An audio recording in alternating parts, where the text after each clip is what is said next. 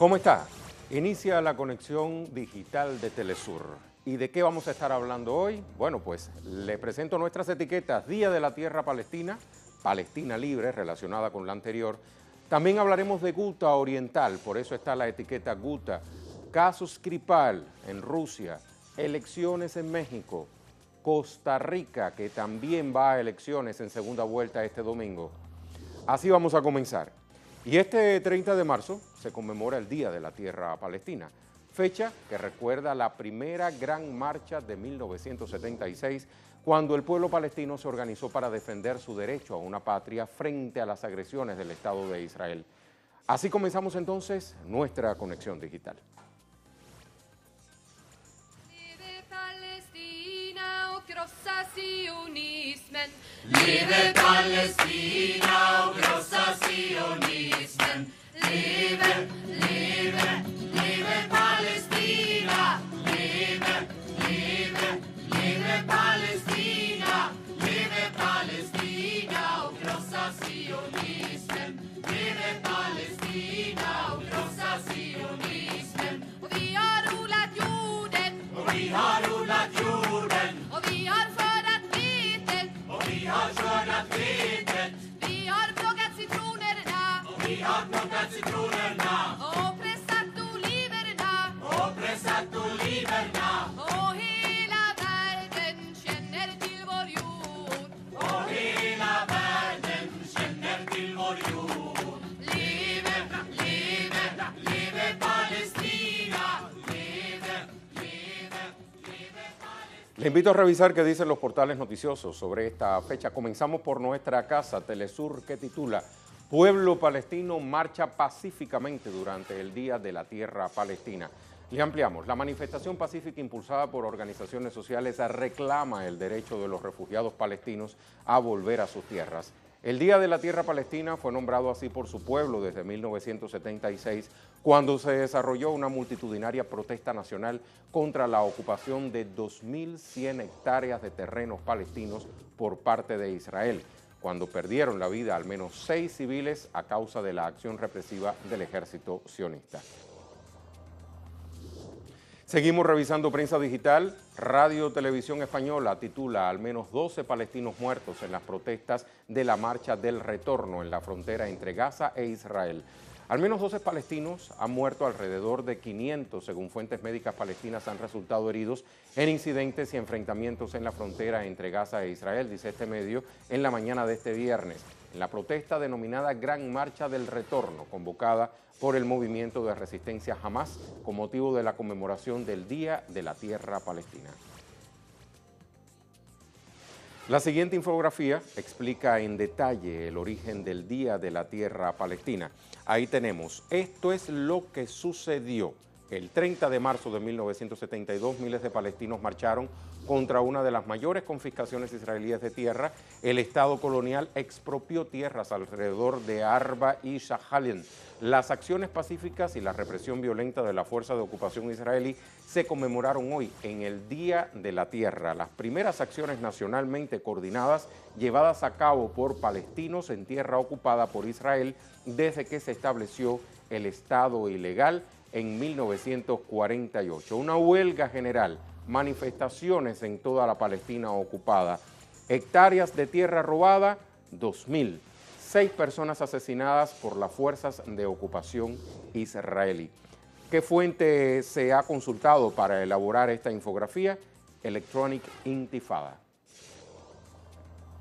Vamos a revisar ahora qué comentan los usuarios en Facebook sobre la Gran Marcha Palestina. Por ejemplo, la Federación Palestina de Chile publica un video que rescata el origen de esta fecha histórica para el pueblo palestino y escribe: en 30 de marzo, Día de la Tierra Palestina. Recuerda el robo de tierras palestinas por parte del ejército de ocupación sionista y reivindica los derechos del pueblo palestino. 70 años de ocupación es suficiente. Land Day, una de las etiquetas, Día de la Tierra Palestina, Día de la Tierra.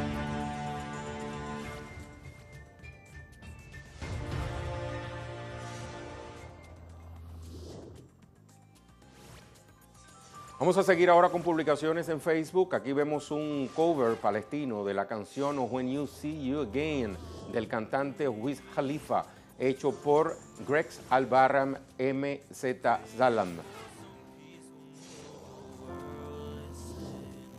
We've come a long way, but we're still suffering, and I promise one day. Y seguimos revisando redes sociales. Nos vamos ahora al Twitter. Numerosos usuarios se han manifestado a favor de la causa palestina. Así lo hace Maid Kalamena.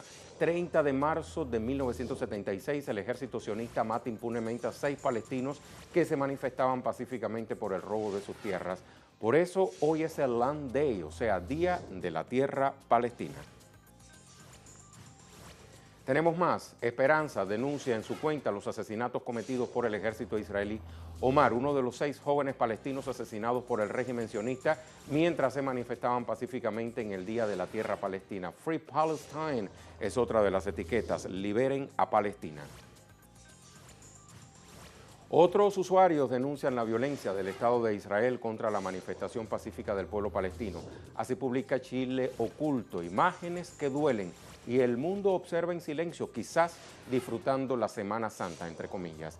7 palestinos asesinados por el ejército sionista de Israel en la Great Return March, o sea, la Gran Marcha del Retorno, Día de la Tierra Palestina, Palestina libre.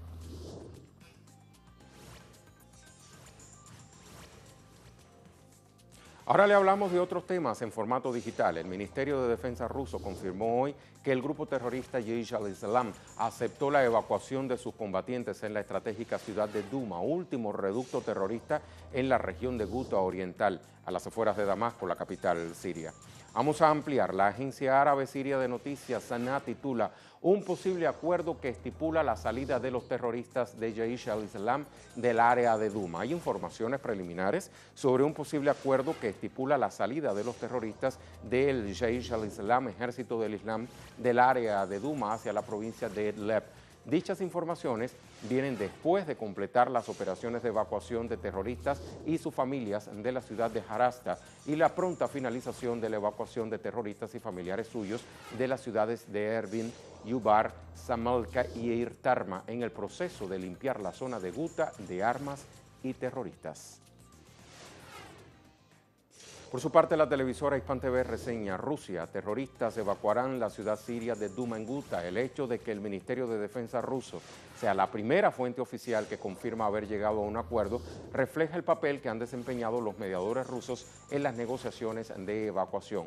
Los milicianos de Jaish al-Islam de Duma son el último bastión de los grupos armados en Ghouta Oriental tras la operación militar iniciada hace un mes por el ejército árabe sirio, que hasta hoy había recuperado ya decenas de distritos y pueblos que, según distintos informes, suman el 90% del área.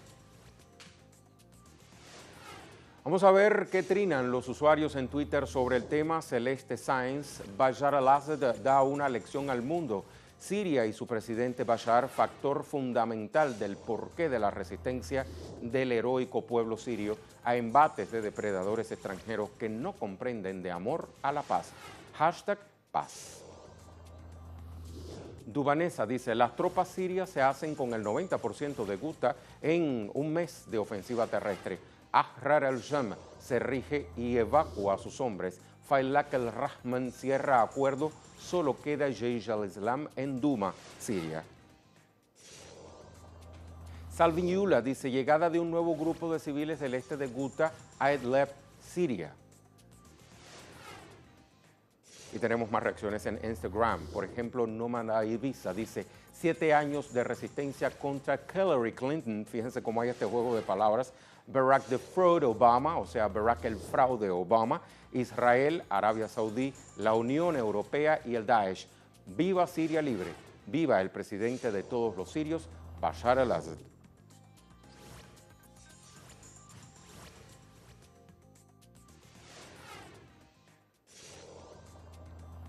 Y la canción Latido del Corazón, interpretada por Anzam, una niña de 10 años desplazada interna en Siria que nació ciega.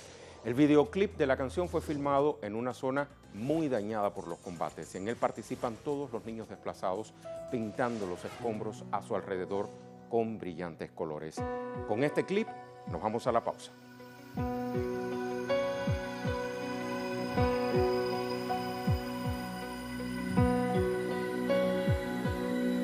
من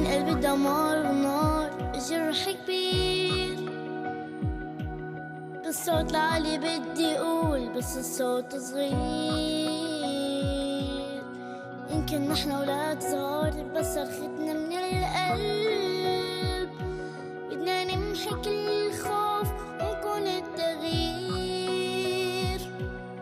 بأعلى صوت بدي أقول بالغنية كل شي معقول. حدا يسمع حدا يشوف طفولتنا بتنام بالصوت الواحد. آمنا أكتر رح نسوي أقوى طفولتنا تكبر. ليها الغنية اللي عم نكتبها.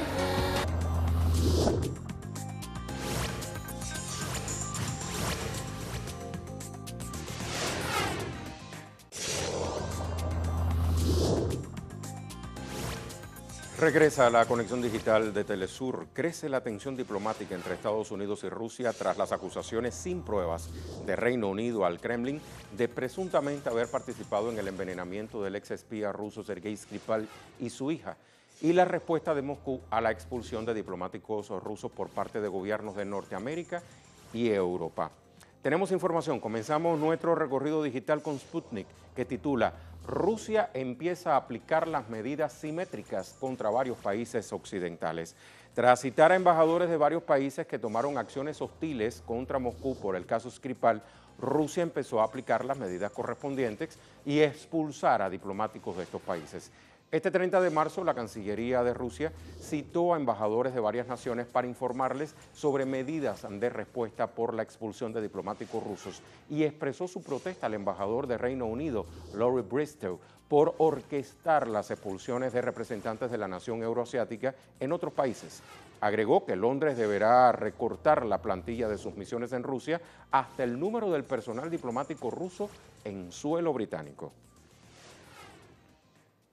El sitio del periódico también titula al respecto, dice, Rusia expulsa a 60 diplomáticos de Estados Unidos y cierra el consulado en San Petersburgo. Rusia no ha tardado en responder a la ofensiva diplomática de Estados Unidos y la Unión Europea.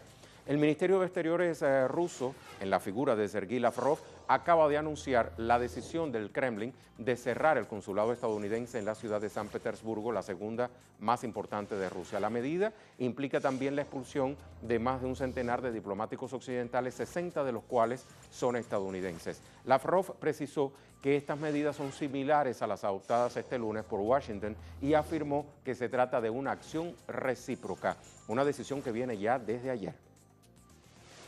Hispan TV también nos trae información sobre el particular. ONU advierte de una nueva guerra fría entre Estados Unidos y Rusia. El secretario general de la Organización de Naciones Unidas, Antonio Guterres, ha advertido sobre la escalada de tensiones entre Rusia y Estados Unidos. Abro comillas, estoy muy preocupado. Creo que estamos llegando a una situación que es similar en gran medida a la que vivimos durante la Guerra Fría. Cierro comillas.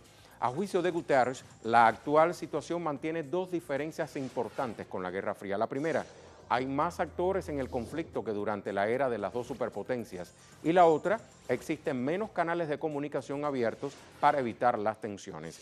El dirigente del máximo foro multilateral, ante tal situación, ha llamado a las dos partes a fijar salvaguardas, a establecer líneas de comunicación para evitar cualquier escalada en las tensiones. Le invito a ver el siguiente video publicado por la televisora RT en español. Inna Finashva se hace la siguiente pregunta. ¿Presentar pruebas? Por favor, se trata de acusar a Rusia. No hace falta tanto protocolo. Veamos. Lo mejor de acusar a Rusia en cualquier escenario es que nunca hacen falta pruebas. Pero eso no es todo. Cuando se trata de Rusia, también puedes castigar sin pruebas. El sueño del inquisidor Tomás de Torquemada hecho realidad.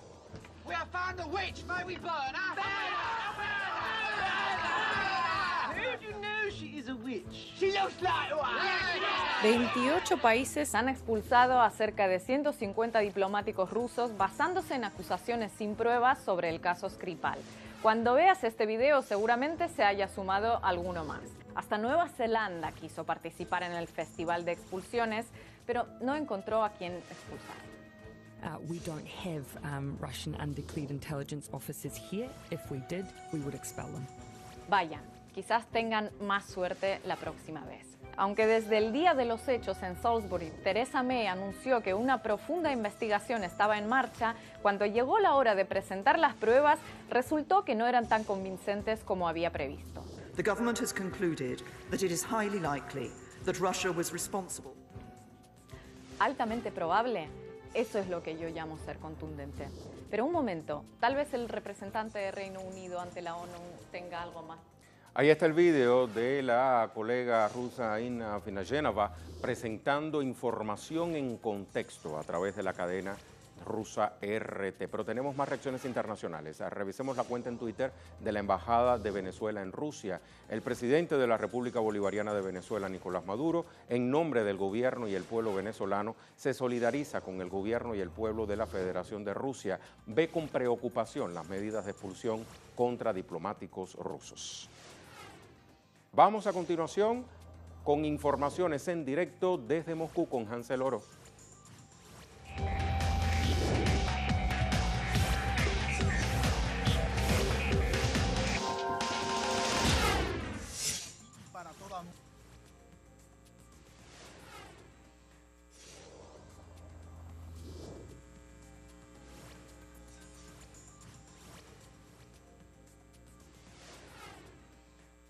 Saludo para ti y para toda nuestra teleaudiencia, incluyendo por supuesto a los amigos de las redes sociales que se han estado conectando con este caso.